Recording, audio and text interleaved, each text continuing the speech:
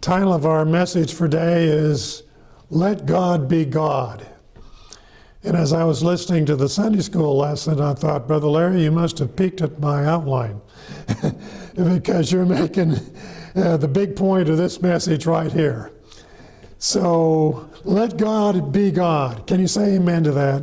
Amen. Okay. Today our text is John chapter 11, verses 1 through 45. Now that's the entire chapter. And we're going to read the whole thing because it's a story that you need to read the whole context. And when you read the context and you think about let God be God, it really makes sense what Jesus does here. How many have ever heard of Lazarus? Okay, what's the picture on the front of your church bulletin there? What's that about? That's right, Lazarus coming out of the grave. That gives you an idea what the lesson is about today. So let's read in our Bible, starting at verse 1. Now a certain man was sick, Lazarus of Bethany, the town of Mary and her sister Martha. It was that Mary who anointed the Lord with fragrant oil and wiped his feet with her hair, whose brother Lazarus was sick. Therefore the sisters sent to him, saying, Lord, behold, he whom you love is sick. That makes sense, doesn't it? Lazarus, their brother, is sick. Good friend of Jesus. Jesus, come and heal Lazarus. So when Jesus heard that, he said, this sickness is not unto death, but for the glory of God, that the Son of God may be glorified through it. Now, Jesus loved Martha and her sister and Lazarus. So when he heard that he was sick, he did the most logical thing, right? Well, what does it say? He stayed 2 more days in the place where he was. Jesus, your friend's sick. He stayed where he was 2 more days. Then after this, he said to the disciples, let us go to Judea again. And the disciples said to him, Rabbi, lately the Jews sought to stone you, and are you going there again? They didn't really want him to go. And Jesus answered, are there not 12 hours in the day? If anyone walks in the day, he does not stumble because he sees the light of this world. But if one walks in the night, he stumbles because the light is not in him.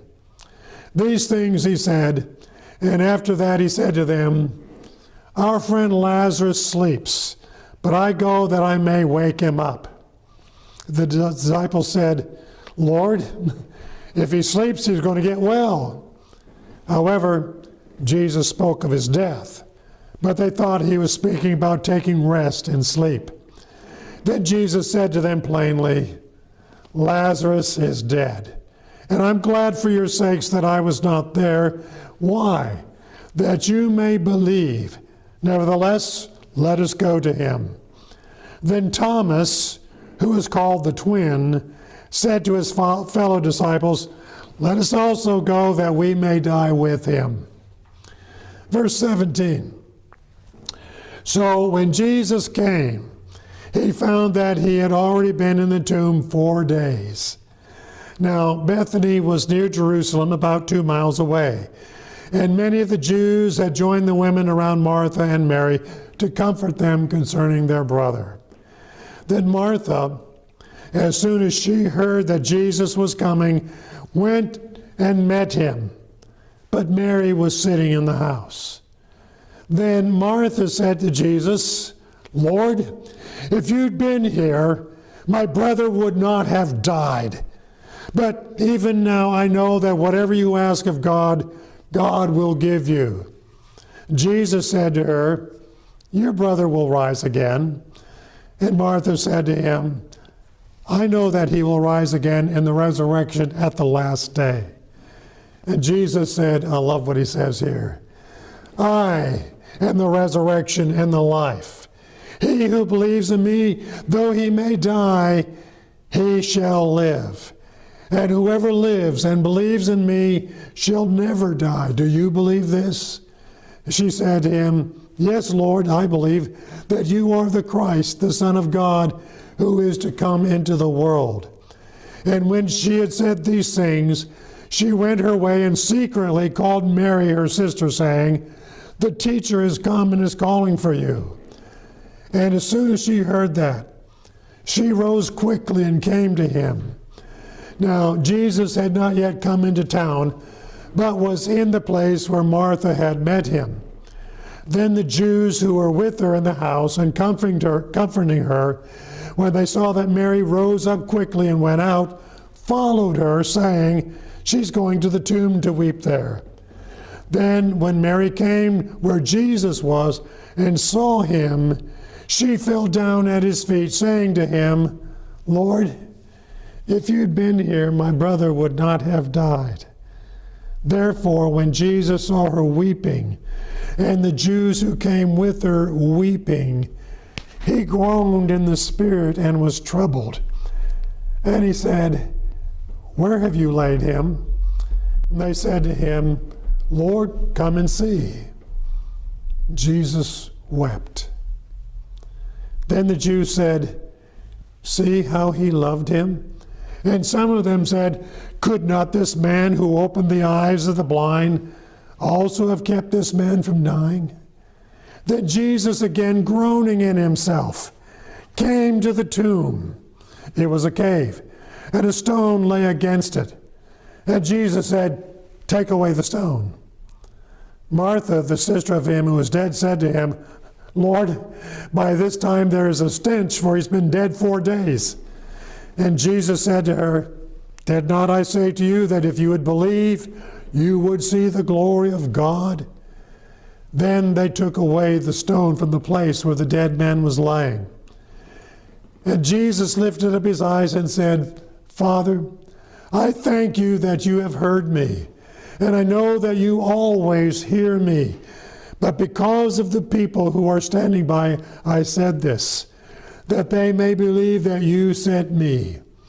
Now, when he had said these things, he cried with a loud voice, "Lazarus, come forth!" And he who had died came out, bound hand and foot with grave clothes, and his face was wrapped with a cloth. And Jesus said to him, "Loose him and let him go." There's a lot there.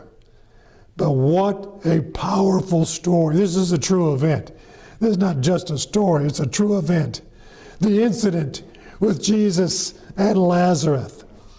There is a singular point that is common between the raising of Lazarus and the healing of the blind man that we studied last week.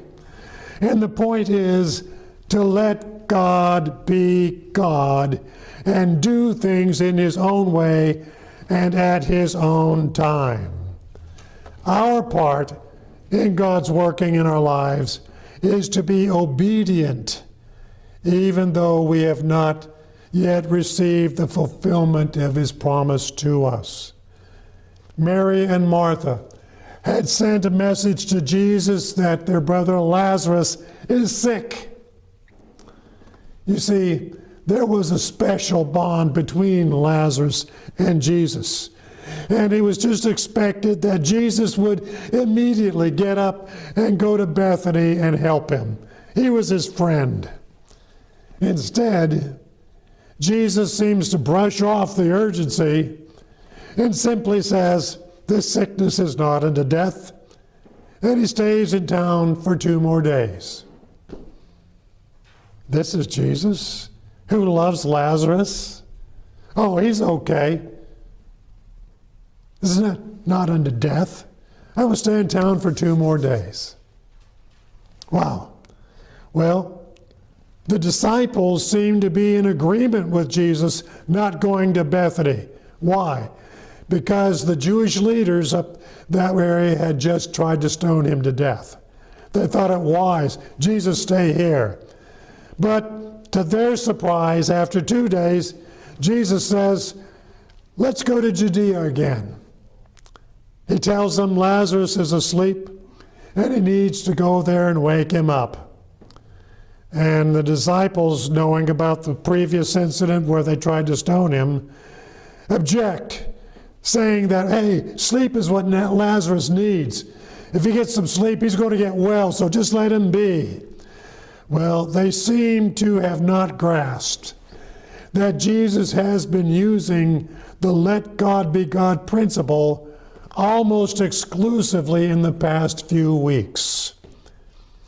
And many of us who follow Jesus, we have our own thoughts about what he needs to do in our situations in life, don't we? Now, Brother Larry, you confess to that in teaching Sunday school. I confess to it. Anybody here be honest about it? You know, we know what we want God to do. We know better than God sometimes. Why are you letting this happen? And we complain to God. Well, it is almost as if we forget that he is the master and we are the followers. What we want in our situation seems to be the best thing for us, and because it is happening to us, we feel that we know what is best, and we just insist that Jesus do for us what we want him to do. And it's times like this when Jesus pulls the let God be God principle on us and does what to us looks like the wrong thing, or at least an unexpected thing. And it turns out that what he does is really the only thing that could solve the problem for us. We got it all wrong. He knows best.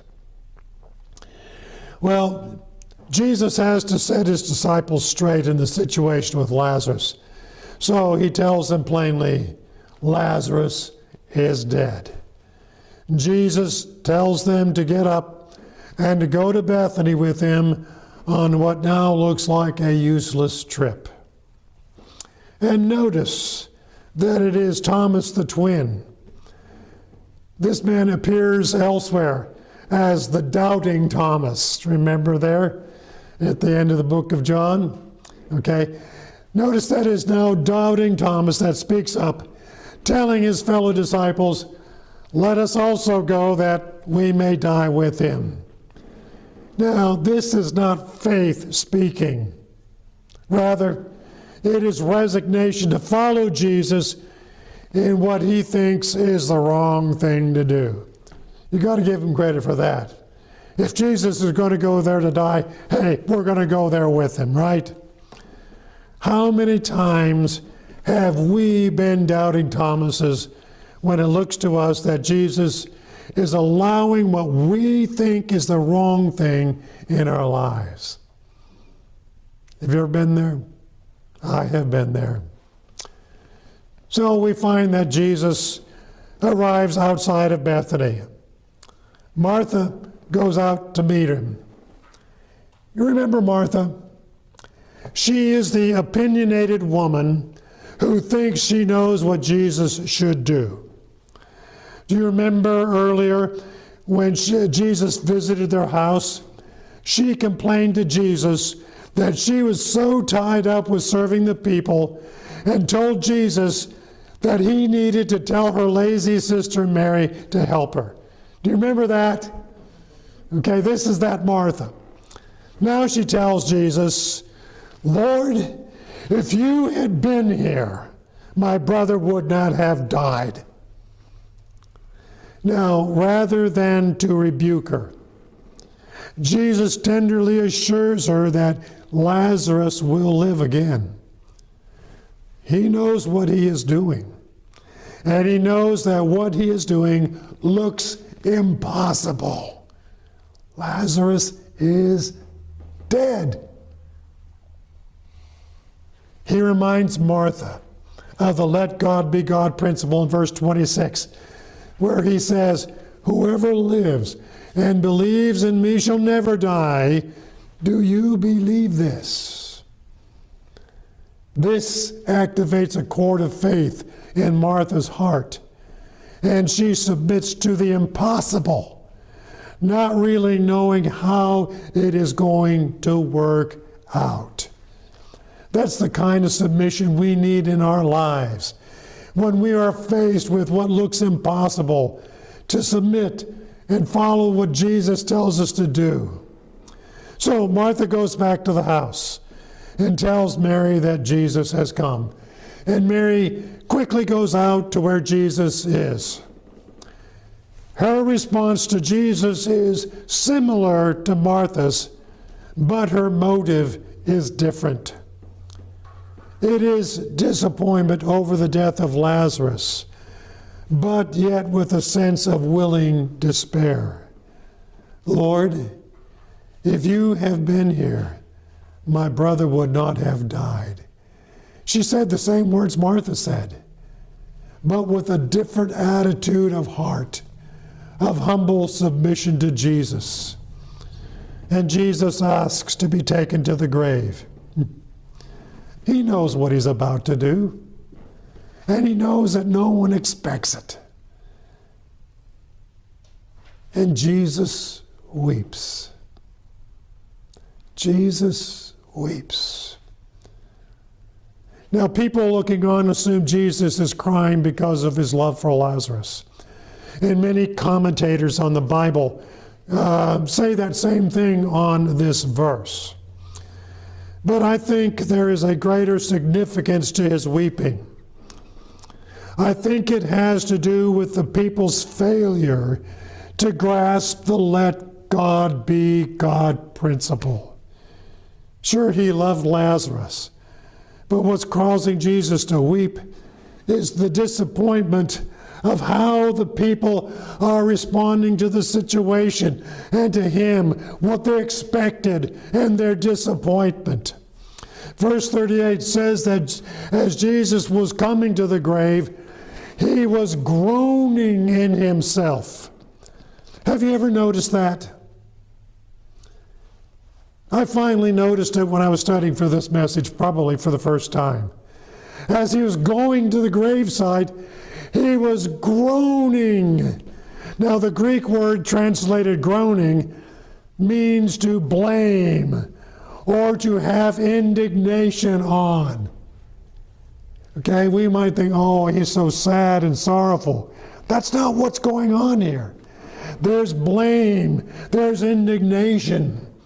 The Living Bible is closer to the real meaning when it says, and again, Jesus was moved with deep anger. Shock. That's really what's going on.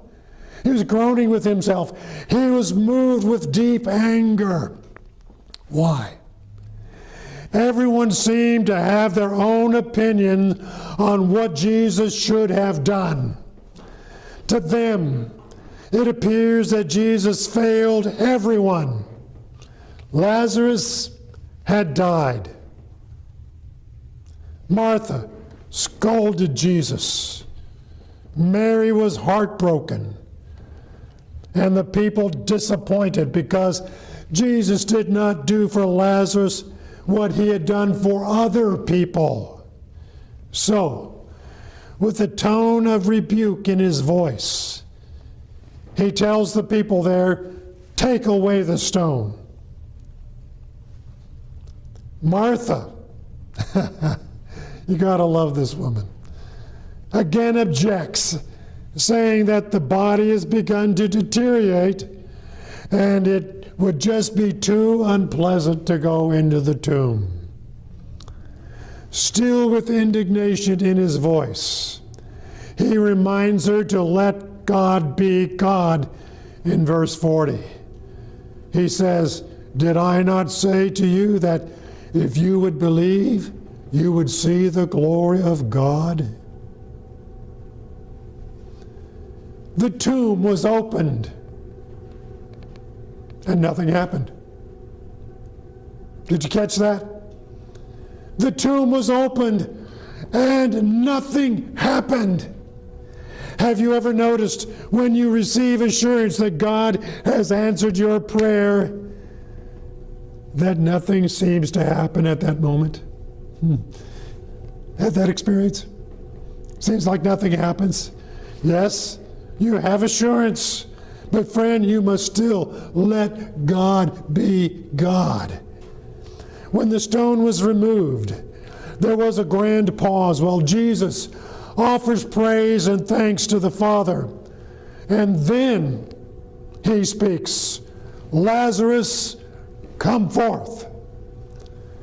And with those words, the purpose Jesus had for this whole situation when he first received the news of Lazarus' illness was finally accomplished for all to see. Friends, life has its challenges. Even in living for God, there are times when things seem to go wrong, and we cry out to God to help us. Most of the time, we just want God to take the difficulty away, right? Amen. But sometimes it is that very difficulty that God chooses to work through. Remember the Samaritan woman at the well? Remember the blind man in the mud? Remember Lazarus? Jesus chose to work God's will using that which seemed to be the wrong thing at the time. What challenge are you facing today? And if not today, what challenge will you be facing in the future? It may look like God is allowing the wrong thing to happen, but remember to let God be God.